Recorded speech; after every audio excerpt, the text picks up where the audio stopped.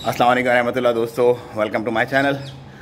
अच्छा जी, फ़्लाइट्स के पॉइंट ऑफ व्यू से कुछ मामलात हैं जो डिस्कस करने, स्पेशली वो तमाम बेगमात जो फंसी हुई हैं पाकिस्तान, इंडिया, बांग्लादेश, जहाँ भी, और अपने हस्बैंड्स को ज़्यादा पुश ना करें, क्योंकि देखें फ़्लाइटें चलवाना उनके हाथ में नहीं है। फ़्लाइटें जो हैं वो सरकार ही चलाएगी और जब उनको सही लगेगा तभी चलाएगी। तो वो बेचारे डिप्रेशन में परेशान है। बाद में क्यों कह रहा हूँ, क्योंकि आज मेरे एक दुखी दोस्त की मुझे कॉल है, यार बिलाल भाई फ़्लाइटों का बताओ। मैंने कहा भाई मैं फ़्लाइटें नहीं खोलता, लेकिन मैं आपको एक उम्मीद ज़रूर दे सकता हूँ कि अल्लाह पाक के हुक्म से एक्सपेक्टेड है, क्योंकि केसेस बहुत कम हुए। अभी 3 दिन में टोटल 500 प्लस केसेस हुए हैं और 19 डेथ हुई हैं। सो केसेस का कम हो जाना इस बात की ज़मानत है इंशाअल्लाह के फ़्लाइट्स के बारे में भी कुछ अच्छी अपडेट्स बहुत जल्द आएंगी।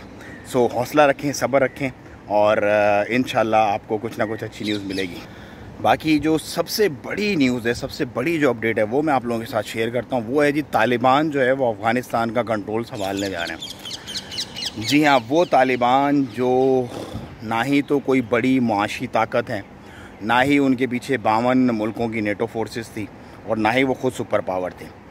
तो 19 साल की तकरीबन जंग के बाद अब ये साबित हो गया कि 52 मुल्कों की फोर्सेस और ख़ुद सुपर पावर निकलने पर मजबूर हो गया और तालिबान ने ये जंग जीत ली।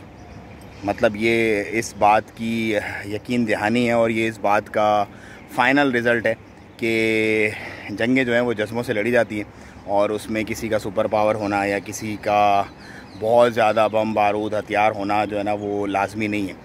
सो अल्लाह पाक आसानियाँ फरमाए। जितने लोग परेशान हैं अफ़गानिस्तान में, वो उनको भी बेहतरी की तरफ लेके जाए। ये जो नया एक टेन्योर आएगा, क्योंकि लोग काबुल में विंटर होने जा रहे हैं और ऑलमोस्ट पूरा अफ़गानिस्तान ही समझ लो, अगर काबुल कैप्चर हो गया तो पूरा अफ़गानिस्तान ही कैप्चर हो गया।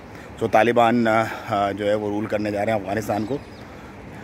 कितना करते हैं, किस तरह अपनी मुआशी मामलात को चलाते हैं, दुनिया के साथ क्या रिलेशंस होंगे, इसका फ़ैसला तो आने वाले वक्त करेगा।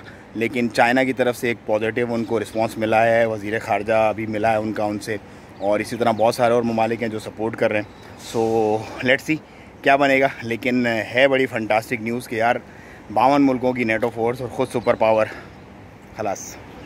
कारोबार की अगर कुछ बात करें तो 54,000 के करीब रजिस्ट्रेशन हुई है नई कंपनियों की ओमान में इन 6 महीनों के दरमियान। इसका मतलब है कि पोटेंशियल बाकी है, बिज़नेस बाकी है, लोग रिवाइव कर रहे हैं अपने तमाम मामलात को। ऐसा नहीं है कि बस डिसॉल्ट हो गए। बहुत सारे कारोबार ऑफ कोर्स बंद भी हुए हैं, पूरी दुनिया में बंद हुए हैं, ओमान में भी बंद हुए हैं, लेकिन जो रिकवरी का फेज़ है वो अब स्टार्ट हो गया है। सो मेरा ये ख्याल है जैसे ही फ़्लाइट्स खुलती है फुल थ्रोटल से एक दफ़ा जो है वो फिर से कारोबार बूम पे जाएगा और उम्मीद करते हैं कि अच्छे मुनासिब जो रिज़ल्ट हैं वो सामने आना शुरू हो जाएंगे। बहुत सारे लोगों से मेरी बात हुई, रेस्टोरेंट्स वगैरह जो बिज़नेस सेंटर्स वगैरह होती हैं वहाँ पे उनसे मेरी बात हुई, तो उन्होंने ये कहा कि अब अल्हम्दुलिल्लाह हमें, मतलब पहले ऐसा हो रहा था कि लॉस ही लॉस हो रहा था बिल्कुल, अब ये हो रहा है कि कम से कम नो प्रॉफिट नो लॉस, हम अपना मेंटेन कर रहे हैं मामला, और आने वाले दिनों में एक्सपेक्टेड है कि हम प्रॉफिटेबिलिटी की तरफ जाएँ। तो अच्छे की उम्मीद रखें, ज़िक्र अस्कार करते रहें और मुझे दें इजाज़त। दुआओं में याद रखें। अस्सलाम वालेकुम व रहमतुल्लाह।